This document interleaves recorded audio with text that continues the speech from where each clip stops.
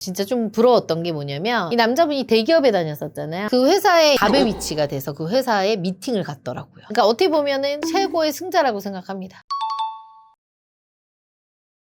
피디님, 제가요 이번 주말에 정말 기분 좋은 곳에 다녀왔습니다. 어디요? 바로 홍호은한 회원의 결혼식인데 초대를 고맙게 해주셔서 갔다 왔는데 여자분이요 100억대 가업승계를 물려받은 여자분이에요. 와, 100억이나요? 상대는 어떤 분인데요? 뭘 것 같아? 되게 엄청난 집안의 남자가 될 것 같지 않아? 그래도 그 정도 비슷한 100억 정도 있어야 되는 집 아닐까요? 근데 의외로 이 여자가 결혼한 남자는요 대기업의 평범한 집안의 남자였어요. 심지어 이 결혼한 남자분 어떻게 사는 줄 알아요? 어떻게 살아요? 결혼도 하기 전에 대기업 사원증을 완전히 반납을 해버리고요. 다니던 회사의 광고주가 됐어요. 완전 결혼 한 방에 인생이 바뀐 거네요. 근데 더 재밌는 건 뭐냐. 처음부터 이 남자가 유력한 결혼 상대는 아니었다는 거야. 그래서 오늘은요. 이렇게 평범한 집안의 대기업 남자가 어떻게 스펙 좋은 남자들을 다 제치고 100억 이상의 상속녀와 결혼하게 됐는지 그 비하인드 스토리를 한번 이야기해 볼게요. 첫 번째입니다. 100억대 상속녀가 원했던 남자입니다. 자, 여자분 스펙부터 일단 제가 좀 얘기해 볼게요. 여자분은 나이는 33살, 키는 165에 예뻐요. 단아하고 괜찮아요. 학교도 인서울 4년제 졸업했고요. 직업은 지금 아버지 회사에서 가업승계 준비 중. 지금 어떻게 보면 지금 수업 받고 있죠. 그리고 이미 본인 소유의 집 뭐 30억 이상짜리 증여를 받았고 뭐 아버지 회사의 지분도 어느 정도 받았고 뭐 이런 상황이에요. 와, 이 정도면 우리나라 상위 1% 정도 되는 거 아니에요? 너무 좋은 스펙이죠, 사실은. 근데 이렇게 스펙 좋은 여자가 요구하는 조건도 엄청 까다롭지 않았을까요? 조건은 어땠어요? 일단은 이 상속녀가 원했던 조건은 딱 3가지였어요. 첫 번째 이제 경제력하고 직업적인 부분에서 남자의 집안 수준이나 재산 수준이 우리 집 정도까지는 아니어도 그래도 좀 비슷한 환경에서 자란 남자면 좋겠다였고, 그러니까 한마디로 내가 결혼 생활을 하면서 내가 예전에 누렸던 것들을 그대로 누릴 수 있는 남자를 해달라는 거야. 그리고 두 번째는 나이적인 부분. 나이적인 부분은 어느 정도 본인이 조율을 해주셨어요. 그래도 최대 뭐 7살, 8살까지도 보겠다라고 얘기를 하셨고, 경제적 안정감이 대신 있어야 된다. 이 조건을 또 거신 거죠. 그리고 세 번째, 대화 수준과 분위기입니다. 아무래도 이제 본인이 자라왔던 환경이라는 게 있잖아. 거기에 잘 적응할 수 있고 어느 정도 남자가 지적 수준이 있어야 대화가 될 거 아니야. 그런 분위기, 코드 이런 걸 본 거죠. 근데 저는 상속녀 스펙에 이 정도 조건이면 금방 결혼했을 것 같은데. 다들 이렇게 생각해. 근데 오히려 이렇게 가진 게 많은 분들이 더 힘들 수 있다니까요. 막상 만남을 이제 시작을 하다 보니까 조건이 맞는 남자들한테 이 여자가 봤을 때 치명적인 문제점들이 이제 보이기 시작하는 거죠. 두 번째입니다. 상속녀가 잘난 남자들을 거른 이유입니다. 첫 번째 제가 매칭을 해드렸던 분이 남자분이 37살의 의사분이었어요. 키도 뭐 175에 잘생겼고요. 직업도 강남의 성형외과 개원이었고 연봉도 뭐 꽤 높았겠죠. 최소 3억 이상은 됐으니까. 그리고 부모님들도 모두 다 전문직이고 직업이 다 너무 좋았어. 저는 솔직히 조건만 놓고 봤을 때 이 남자랑 가장 유력하다라고 생각을 했거든요. 그래서 이제 두 분이 몇 번 만남을 했겠죠. 근데 이제 결국엔 안 됐어요.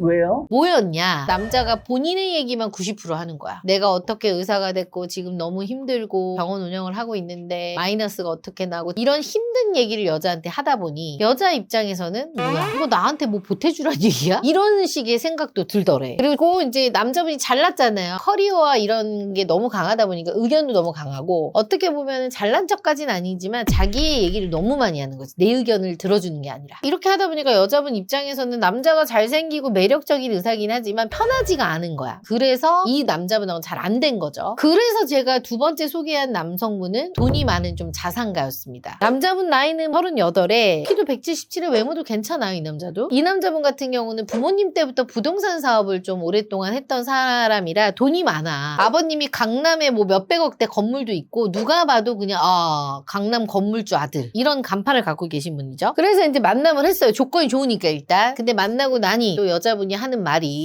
이 남자는 어릴 때부터 너무 대접받는 거에 익숙해져서 세상에 식당을 가서도 숟가락 하나도 안 넣어주고 그냥 자기만 먹더라고요. 이런 얘기를 하더라고. 배려가 엄청 없는 거네. 배려도 없는 거고 받고 자라다 보니까 줄 줄을 모르는 거죠. 그리고 본인 얘기만 하고 뭐 의견도 물어봐도 우리 어디 갈까요가 아니라 우리 거기 가요. 일방적인 대화가 되다 보니까 이 남자랑 살다가는 진짜 내 의견이 없겠구나. 근데 사실 여자 입장에선 돈이 아쉬운 입장은 아니잖아요. 굳이 이 남자를 만날 이유가 없었던 거죠. 그래서 이제 이 여자분이 대표님 제가 만나보니까 스펙이 다가 아닌 것 같아요. 돈도 있고 간판도 좋은 남자들을 만났는데 다 그런 건 아니지만 정작 이렇게 내가 같이 살 사람이라는 생각이 안 들어요 라고 얘기를 했거든요. 그래서 제가 그런 방향을 틀어보자. 어떡해요? 한방 언니한테 가면 결혼할 수 있나요? 물론이죠. 1대1로 꼼꼼하게 관리해주고 철저하게 객관화를 할 수 있는 피드백을 주고 매니저가 딱 달라붙어서 어떻게 해야 할지 컨설팅해주는 전문가를 찾아오세요. 한방 언니가 함께 고민하고 도와드리겠습니다. 대기업 이상 정도만 해주래. 나이도 외모만 괜찮으면 연하도 괜찮고 위에도 괜찮고 상관없고 남자가 좀 독립적이고 공감 능력이 좀 있는 따뜻한 남자를 좀 해달라라고 해서 그때 제가 이제 떠오른 남자 회원이 있었을 거 아니에요. 그분이 이제 이분인 거죠. 세 번째입니다. 대기업을 찍고 광고주가 된 남자입니다. 그래서 제가 소개한 분은 남자분 나이는 35살입니다. 외모 훈훈했어요. 키도 80 조금 넘었고요. 인서울 4년제 졸업해가지고요. 대기업에 들어갔고 그리고 연봉은 뭐 대기업이다 보니까 뭐 6천에서 7천 정도 받았고요. 집안 그냥 평범해. 부모님 노후는 어느 정도 되어 있고 아버님도 뭐 공무원 출신이고 어머님도 뭐 어린이집 원장 정도 하시는 정도? 그렇게 해서 이제 조금 집안이 나쁘지 않았어요. 근데 들어보니까 앞에 남자분들이랑 확실히 좀 밀리는데요. 근데 제가 이 남자분을 소개한 이유가 있었을 거 아니야. 첫 번째, 일단 훈훈한 피지컬과 분위기. 잘생겼어, 일단. 누가 봐도 막 차은우 이런 느낌이 아니라 그냥 깔끔한 정도. 요 정도의 느낌이었고요. 그리고 이제 키가 크고 몸이 이제 아무래도 남자들 어깨도 넓고 하다 보면은 좋을 수밖에 없잖아요. 그런 핏이나 이런 게 너무 멋있었겠죠. 그리고 이 남자는요,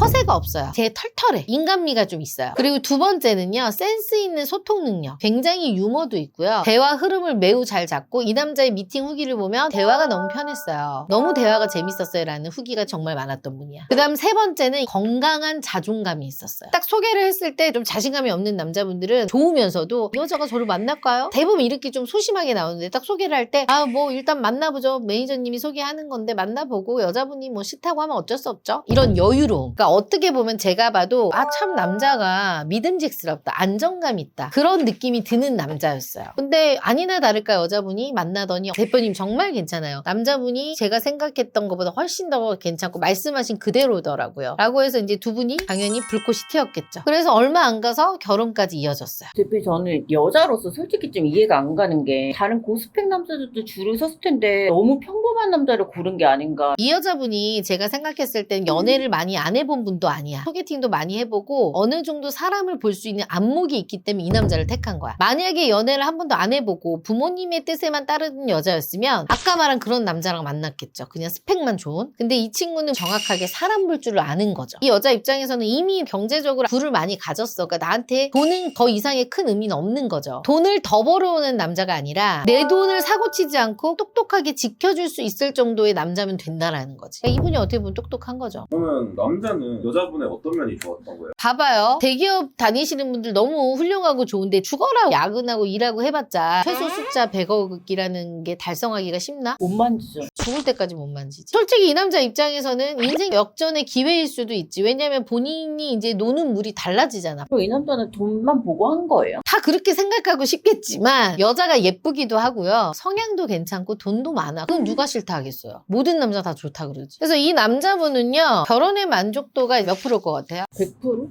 300%.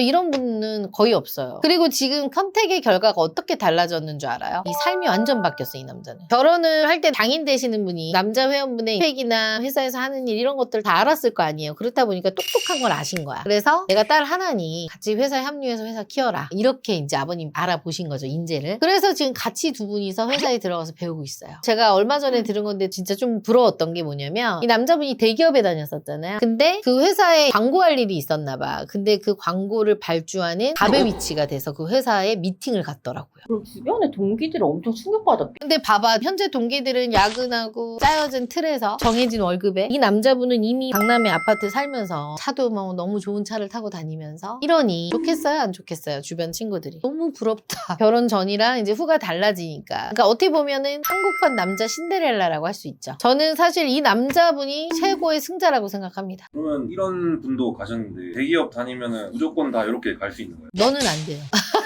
이 남자가 가장 여자한테 점수를 많이 탔던 거는 뭐냐면 대화, 공감 능력, 인성 이런 것들이 제대로 이제 풍겨져 나왔던 몰랐던 거죠. 그래서 이렇게 자신만의 뭔가 무기가 있어야 돼요. 근데 또 이거를 보면서 그 남자는 잘생겼으니까 대기업이니까 그렇죠 라고 얘기하시는 분들이 분명히 있을 텐데, 잘생겼으니까도 가능하지만 대기업이고 잘생겨도요 인성이 별로잖아요. 이렇게 가지 못해요. 그래서 이 정도까지는 아니지만 나를 좀 업그레이드 시키고 윈윈할 수 있는 결혼을 하고 싶다고 생각하시는 분들은 밑에 상담 링크를 클릭하셔서 신청해 주시면 저희가 빠르게 연락드리겠습니다.